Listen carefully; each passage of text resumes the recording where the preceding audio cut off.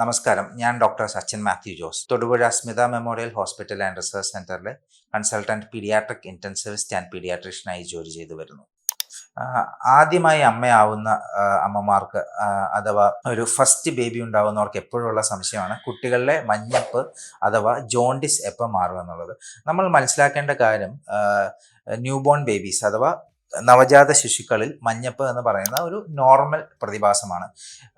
എന്താണ് മഞ്ഞപ്പ് അഥവാ ജോണ്ടിസ്? ഈ ബിലിറൂബിൻ എന്ന് പറയുന്ന നമ്മുടെ ശരീരത്തിൽ ഉണ്ടാകുന്ന ഈ മെറ്റബോളൈറ്റ് നോർമലി നമ്മുടെ ലിവറിൻ്റെ ഫങ്ഷനിലൂടെയാണ് നമ്മുടെ സ്റ്റൂളിലൂടെയും യൂറിനിലൂടെയും എല്ലാം പുറത്തോട്ട് പോകുന്നത്.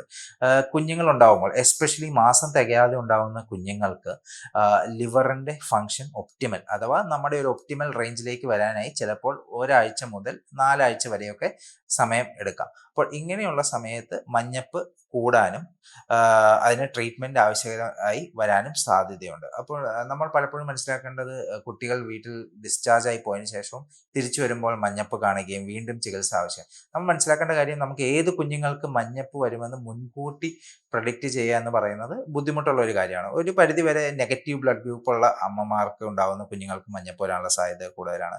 അല്ലെങ്കിൽ ജനിച്ച സമയത്ത് എന്തെങ്കിലും ശരീരത്തിൽ ചെറുതായി കുഞ്ഞുങ്ങളുടെ ശരീരത്തിലോ തലയോട്ടിലോ ചെറുതായി രക്തം കട്ട പിടിക്കുക ഇങ്ങനെയുള്ള കുഞ്ഞുങ്ങളിൽ മഞ്ഞപ്പ് വരാനുള്ള സാധ്യത കൂടുതലാണ്. പക്ഷേ ഈ മഞ്ഞപ്പ് വരുമ്പോൾ നമ്മൾ ശ്രദ്ധിക്കേണ്ട കാര്യം നമ്മൾ സാധാരണ കൊടുക്കുന്ന ട്രീറ്റ്മെൻറ്റ് ഫോട്ടോതെറാപ്പി അഥവാ ലൈറ്റിൻ്റെ അടിയിൽ കുഞ്ഞിനെ കിടത്തുക എന്നുള്ളതാണ്. നമ്മുടെ ശരീരത്തിൽ ഒരു 10 അല്ലെങ്കിൽ ഒരു 10ൻ്റെ മുകളിലേക്ക് ഈ ബിലിറൂബിൻ വന്നാൽ മാത്രമാണ് ഈ ലൈറ്റ് ട്രീറ്റ്മെൻറ്റിലൂടെ നമുക്ക് ഇത് മാറ്റാനായിട്ട് സാധിക്കുകയുള്ളൂ. പലപ്പോഴും ഇത് മാറിക്കഴിഞ്ഞ് ലിവറിൻ്റെ ഫങ്ഷൻ ഒപ്റ്റിമൽ ആകുമ്പോഴാണ് ഈ മഞ്ഞപ്പ് കംപ്ലീറ്റ് ആയിട്ട് മാറുന്നത്. അപ്പോൾ ഈ ബിലിറൂബിൻ്റെ അളവ് ഒരു പരിധി കൂടുതൽ ശരീരത്തിൽ കൂടുന്നുണ്ടെങ്കിൽ ലൈറ്റിനടിയിൽ കിടത്തുകയും അങ്ങനെ ലൈറ്റിനടിയിൽ കിടത്തുമ്പോൾ ഇത് നോർമലി നമ്മുടെ യൂറിൻ അല്ലെങ്കിൽ സ്റ്റൂളിലൂടെ എക്സ്ക്രീറ്റ് ആയി പോവുകയാണ് സാധിക്കുന്നത്. നമ്മൾ ശ്രദ്ധിച്ചിട്ടുണ്ടോ, ആദ്യമായി നവജാത ശിശുക്കൾ ഉണ്ടാകുമ്പോൾ അവരുടെ വയറ്റിൽ നിന്ന് പോകുമ്പോൾ ഒരു ഡാർക്ക് കളർ അഥവാ മെക്കോണിയം ആയിരിക്കും റാദർ ദാൻ നമ്മുടെ യെല്ലോ സ്റ്റൂൾസ് ഉണ്ടാകുന്നത്. അപ്പോൾ ഇത് സൂചിപ്പിക്കുന്നത് നമ്മുടെ ലിവറിൻ്റെ ഫങ്ഷൻ ഒപ്റ്റിമൽ ആയിട്ടില്ല. But it's A normal phenomenal.